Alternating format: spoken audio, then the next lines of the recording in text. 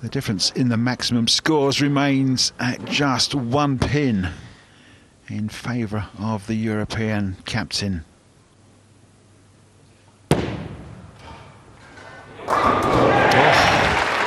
Judged the pace quite beautifully, found the pocket, and now has his 2 in a row. Yeah, that's part and parcel of the game, Andy. Just getting the speed right to start with, and then the rotation and the angle, and then the carry on the pins. 2 strikes in a row. Yeah, mild body language from Mika Koivuniemi. Knows how important that shot was. Likewise does Mike Fagan, who's got to do exactly the same and hit 2 strikes. Which he absolutely does. In terms of the maximum, he's just a single pin behind, but anything could happen. Now we're at the business end of this singles match. Yeah, a bit of encouragement there from the Team USA Appreciation Society, all the way from Hartlepool, I think it is. And that's not Hartlepool, USA. Yeah, I was going to say Hartlepool, North Carolina. It's just up, maybe up the road. 7th frame. Wanted it to turn. Oh, he feared that, didn't he? You can see by his body language after the release. Mika didn't like that. And he's given himself that 7-10. Unfortunately, it's snagged up in the lane oil. It's hit like a wet Sunday afternoon and left a 7 and a 10-pin standing yet again. We have seen this split left 1 or 2 times. In fact, more than 1 or 2 times in this event. We've seen it picked up once by this very man, but yeah, it's a 500 to shot. And that's an open frame, dear oh dear. Wasn't particularly going for it, was he? Shame. So, that maximum for Europe, and Mika Koivuniemi tumbles to 234, and there is a glimmer here for Mike Fagan. Well, the thing is that Koivuniemi's got to come back from that massive open frame and maybe hit 3 or 4 in a row, but this man has just got to keep the ball in play. He's working 2 strikes in a row, looking for a 3rd, and that will do nicely. Gets it. Mike Fagan with his turkey, and the United States, they have their support inside this auditorium at the Barnsley Metrodome. Can start thinking again about another point and drawing level once more with Europe. 3 frames to go here. Anything can happen. The pins can spin any which way. But Mika will want and hope for the strike. Yes!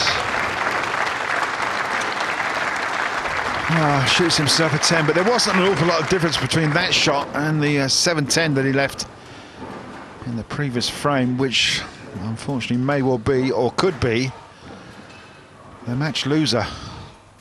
7-10 split after 2 strikes, followed by another strike. Meanwhile, Mike Fagan, doing himself a power of good here, has shot 3 in a row. And we'll be looking for a 4th, just to try and secure this game early doors. Ooh, can't get that 4th though. Overreaction there, just inside his mark, and it's snapped across the back of the headpin. Leaves the 6 and the 10 in the corner. Look at this one. Great, fantastic reaction. Crosses the headpin. Can't take a strike. It leaves 2 pins standing. Must make sure he covers these to stay in the lead. Yeah, Mike Fagan keeping it right there, making the spare, which he was always favourite to do. But still a little to think about as Mika steps up for his foundation frame. Yeah, Fagan's slightly annoyed with himself there. He had the opportunity to go 4 in a row and, well, fluffed it, shall we say? Across the headpin. Spare was good. It would have been a bigger advantage could he have struck.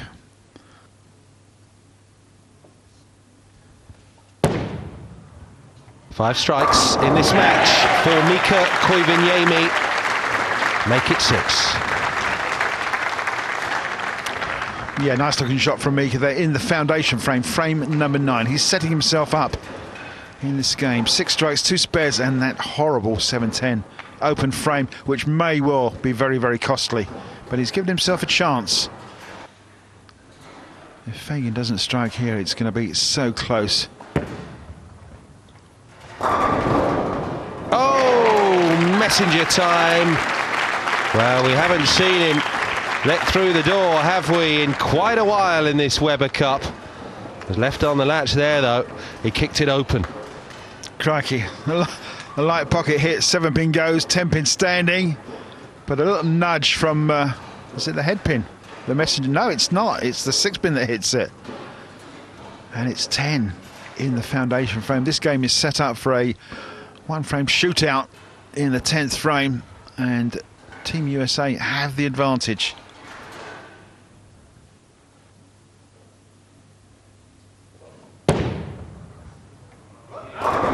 That's 1 strike down.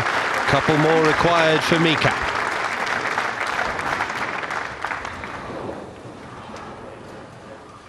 Yeah, just worry about your own maximum score for the time being. That's exactly what Mika's doing. Another turkey. Well, it would be nice, and it would make Fagan show up for the 10th frame. Mika trying to max out for that 2-3-4. Yes! Absolutely, what a fantastic shot. Sets himself up for a possibility of that 234. A big captain's finish. And it would be a captain's finish if he can close out with 5 strikes here. That's on the table for Mika Koivuniemi. And don't you love that body language? He knows how important that is, because he's going to make Fagan turn up and probably shoot 2 strikes in a row in the 10th if he's to win it.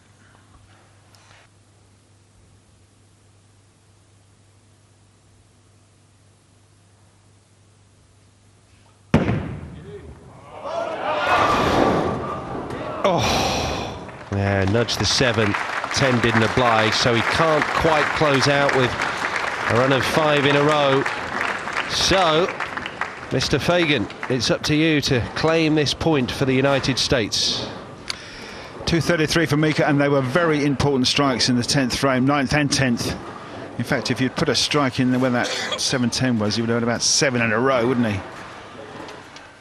Mike Fagan has to turn up and shoot 2 strikes to win. Anything less and it's going to be a defeat. Strike counts into the 30s now for Mike Fagan. Well, they need another, but that'll do for starters. Actually, my calculator's melted. He actually only needs a 9 spare, and that will be enough. 9 spare to win by a pin. 9 spare to win by a pin, 8 spare to tie. That's how dramatic it is at this late stage.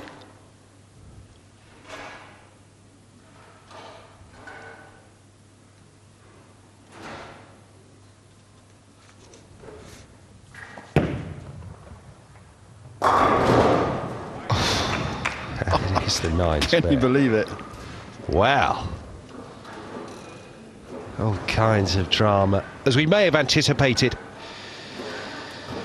into the end game. Weber Cup 2013. Just look at the scores. First to 17.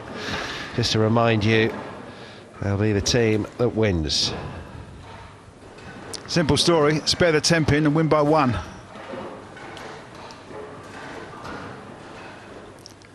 Miss it, and we go to a roll-off.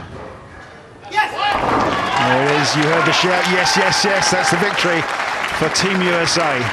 Very important there for the United States. 14 apiece. Neither side can achieve daylight in this closing session of the Weber Cup. So as far as this closing session is gone, USA, Europe, USA, they are leading by 3-1 as far as the last 4 matches go across the Baker and the eagerly anticipated closing singles. Just a pin in it, but Mike Fagan held his nerve when it was needed most. So, USA with that Baker victory. Then it was Bill O'Neill beating Stu Williams. Mika bounced back with a point for Europe, but then defeated by Mike Fagan. 14-14 is the score. One of these nations, the United States or Team Europe, need just 3 more to win. Well, I'm down here with Mike Fagan. Mike, well played. That was possibly the most important Weber Cup point of your career. How much pressure did you feel at the end there? Well, I wanted to try to focus on what I was doing and not worry about the situation. You know, I knew any match with Mika was going to be tight, so they usually come down to the 10th frame. I just wanted to make some good shots down the stretch, and I did exactly that. And it did, 10th frame, and you have to kind of hold your nerve. How much did you try and put out of your mind the state of play, the situation, this incredible Weber Cup that we're witnessing? Well, I'm not going to lie, it's not easy, but, you know, you have to focus on, you know, for me it was just about, you know, where I was standing, where I was throwing, just trying to make a good shot and, you know, block out everything else. Mike, you've got another point for your team. Congratulations. Thank you, Tony. There you go, Mike Fagan, ladies and gentlemen. The teams are level, the scores are level. We have some Weber Cup excitement coming up for you next time. We'll see you then.